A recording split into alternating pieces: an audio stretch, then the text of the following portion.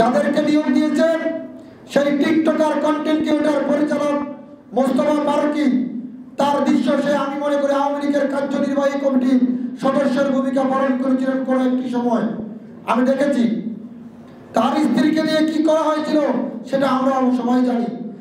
আগামী 72 ঘন্টার ভিতরে তাদেরকে যদি প্রত্যাহার না করা হয়, অপসারণ যদি না করা হয়, রাজনৈতিক দলগুলো মিলে যদি কেউ সাড়া না দেয়, আমি আমার এই ছোট দল জনতার অধিকার পার্টিতে ঘোষণা দিচ্ছি, প্রয়োজনে হরতালের মতন কর্মসূচি দিতে বাধ্য হব।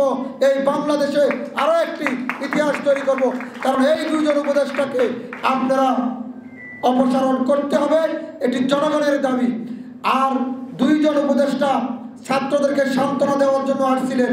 আরে ভাই, আপনারাও তো তখন আন্দোলন করেছিলেন, আপনাদেরকে মন্ত্রী এমপিরা সান্ত্বনা দেওয়ার জন্য এসেছিল। জাতীয় পার্টি এবং উপদেষ্টাদের ভিতরে কোনো পার্থক্য নেই, কারণ আওয়ামী লীগের সময় তারা দুইজনই সরকারে ছিল। এখন মনে হয় সমন্বয়কারীরাও সরকার, আবার সমন্বয়কারীরা বিরোধী দল, কাজে পার্থক্য তা আমি খুঁজে দেখতেছি না। পিতামাতার দোয়া, দেশবাসীর দোয়ায় আমি বেঁচে আছি। ডিবি কার্যালয় আমাকে নিয়ে সেদিন যারা ডিবি কার্যালয়ে গ্রেপ্তার হয়েছেন 28 অক্টোবরের পরের ঘটনায় সবাই হয়তো বিষয়টি অবগত আছেন। কি নির্মম নির্যাতন! জানালার গ্রিলের সাথে আমাকে বেঁধে হ্যান্ডকাপ পরিয়ে 2 পায়ে রশি লাগিয়ে আমাকে অত্যাচার করা হয়েছিল, আমাকে নির্যাতন করা হয়েছিল। সেই নির্যাতনের বর্ণনা দেওয়ার মতন ভাষা আমার কাছে নাই, কারণ শুধু আমি নয়, 28 অক্টোবরের পরে যতগুলো মানুষ গ্রেপ্তার হয়েছিল হাসিনার সেই বন্দিশালায় প্রত্যেকটি মানুষের শরীরের টর্চারের চিহ্ন ছাড়া কিছুই নেই।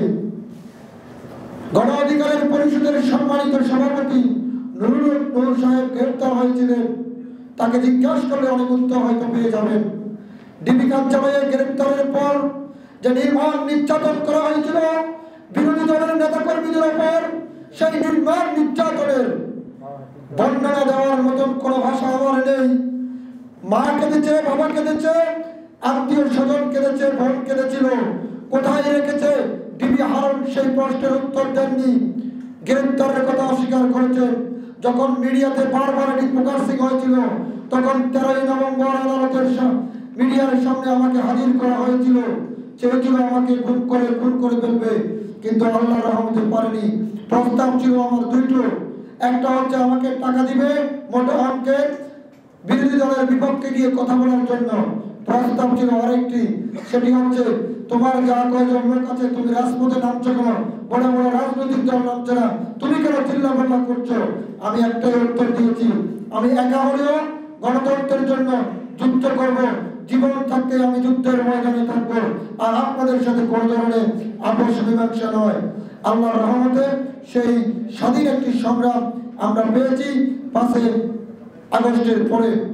শুধু এতটুকু বলতে চাই, এই দেশের মানুষের জন্য কাজ করতে পারি, 2-4টি কথা বলতে পারি, সেই অধিকার লক্ষ্যে এখানে গণ অধিকারের সম্মানিত সাধারণ সম্পাদক আছেন, জাকবার সম্মানিত সহসভাপতি রাশেদ প্রধান ভাই আছেন, তারা বিস্তারিত বলবেন।